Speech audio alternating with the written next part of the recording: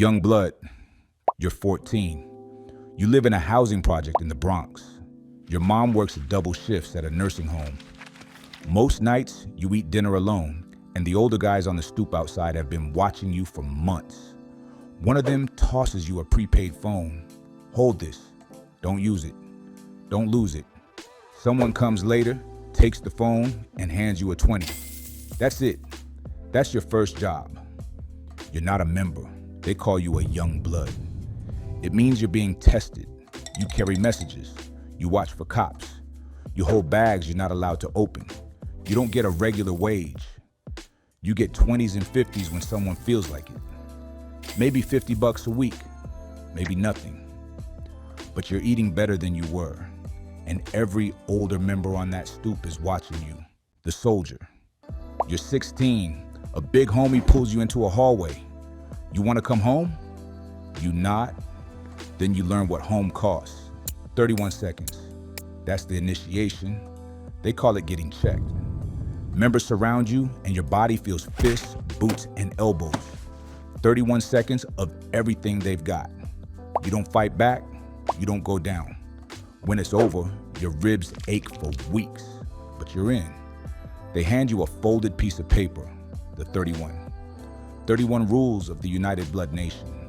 You memorize every word. Rule 1, no snitching. Rule 5, never argue in front of outsiders. Break a rule, you catch a violation.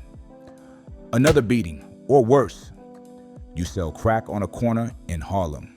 $10 rocks, all day, rain or shine. You make $300 a week. You pay dues. $31 a month goes up the chain. You fly red. You throw up the 5-point star. You greet your brothers. Sue-woo. They answer back. Woo. Blood in. That's the deal. The other half of that phrase, blood out. You don't leave. Ever. The baby gangster. You're 19. 2 years on the corner, and you've never been arrested. That's rare. So now you run a corner, and 3 soldiers answer to you. Your block moves 3,000 to 5,000 a week in crack and heroin. You keep a cut, $800, maybe $1,000. You enforce the rules. A soldier shorts account, you handle it. A fiend tries to rob one of your boys, you handle that too.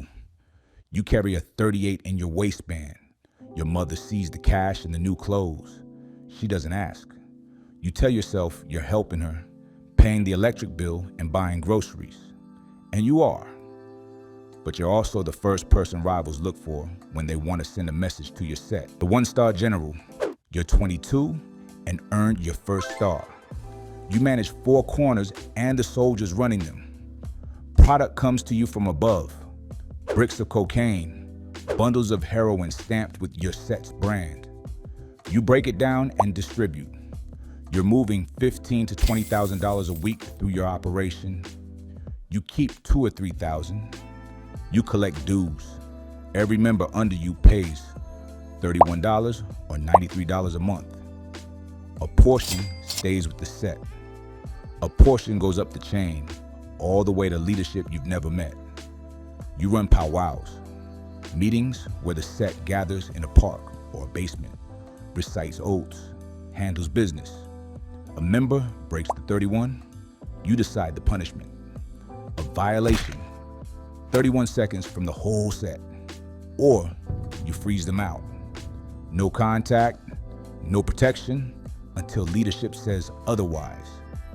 You're a target now, not just from Crips, from other blood sets. The red doesn't protect you from red. G-Shine has a problem with your territory. Valentine Bloods think you're pushing on their block. That's the thing nobody tells you about the Bloods.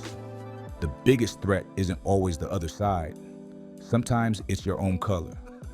The 5-star general, you're 26. You run the hood's entire drug operation. Crack, heroin, fentanyl. Whatever moves, you control the supply chain. 1-stars and soldiers report to you across multiple blocks. $50,000 to $80,000 flows through your hands every week. and you keep 8 to 15,000. You don't touch product anymore. You sit in the back of a barbershop or a rental apartment that changes every month, and you manage. Your phone is a burner. You replace it every 2 weeks. You speak in code, but codes shift constantly.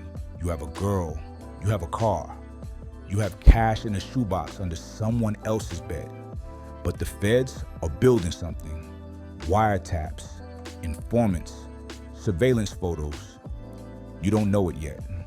You're still watching for Crips and rival sets. The real threat wears a suit and carries a badge. The OG, original gangster. You've been in the game 12 years and you're still breathing. Most of the guys you came up with are dead or doing 25 to life. That's your credential, and your name carries weight across the city. You oversee multiple 5 stars. You approve hits. You mediate disputes between sets before they turn into wars. Nobody wins. You sit down with drug suppliers, some connected to Mexican cartels, some to Dominican networks running product up I-95. You own a barbershop, a clothing store, a car wash, businesses that clean the money. You're pulling $15,000 to $25,000 a week, and some of it even looks legitimate on paper. But you're paranoid. Guys you trusted 5 years ago are now cooperating witnesses. The feds offer deals. Testify against your OG, we cut your sentence in half. Everybody's a potential snitch. You change your phone every week. You don't talk business indoors. You haven't slept more than 4 hours a night in years. The money is good, but the life is a cage. The Godfather. You run the set, maybe multiple sets across the East Coast. You sit on the council, the national governing body of the United Blood Nation, where godfathers from cities along the eastern seaboard make decisions that affect thousands of members. You don't touch money directly. You communicate through layers, lieutenants, intermediaries, and coded letters. Your word starts a gang war in North Carolina, from an apartment in the Bronx, or from a prison cell. That's the thing about the UBN. The Godfather doesn't need to be free to rule. You control everything. Revenue from drug operations in a dozen cities. Dues flowing up from every soldier, every corner, every set in the chain. But the same structure that makes you powerful is the structure the feds use to destroy you. RICO. They don't need to catch you with drugs or a gun. They just need to prove the organization exists and that you sat at the top. Every soldier who paid dues is a witness. Every rule in the 31 proves it's an enterprise. You built the machine. The machine is the case against you. Federal. They come for everyone at once. 83 members indicted in a single sweep. Not a raid, a demolition. Godfathers, generals, soldiers, all named in the same RICO conspiracy. 5 get life sentences. A man founded the United Blood Nation on Rikers Island in 1993, built it from a prison protection racket into the largest street gang on the East Coast. 15,000 members, 100 cities.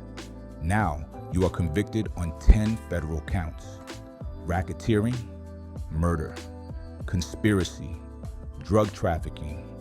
Sentenced to 50 years. You sit in a DX, Florence, Colorado. The same Supermax that holds El Chapo. Concrete walls, steel door.